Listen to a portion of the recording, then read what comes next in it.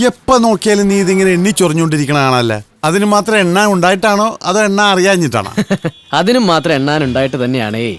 അതൊക്കെ ഈ വിനയൻ ഇവിടെ കാല് കുത്തിയതിന് ശേഷം ശ്രീ മുരുക ഫൈനാൻസിയേഴ്സ് പറന്നുയരുകയല്ലേ കുഞ്ഞച്ചായ. അതെ, എന്റെയും നിന്റെയും കൈയും കാലും കുത്തിയിട്ടൊന്നുമല്ല. ഇത് ബ്ലേഡാ പ്രസ്ഥാനം. ചടപടേന്ന് പെറ്റുപെരുകും. അതുപോലെ തന്നെ ശാപം കൊന്നുകൂടുകയും ചെയ്യും. ഏയ്, ശാപത്തിന്റെ കാര്യമൊന്നുമില്ല. ഇവിടുന്ന് കാശ് വാങ്ങി എന്തോരം ആൾക്കാർ എന്തെല്ലാം കാര്യങ്ങൾ നടത്തുന്നുണ്ട്. കൊള്ളാം.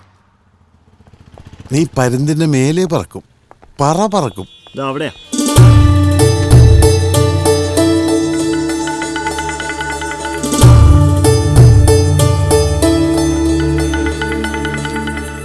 അയാൾ എന്തിയെ? അയാള് പുരുഷോത്തമൻ.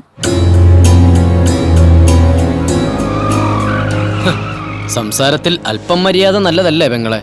അതും പെങ്ങളെ പോലത്തെ പെങ്ങന്മാർക്ക്. ആരോട് മര്യാദ?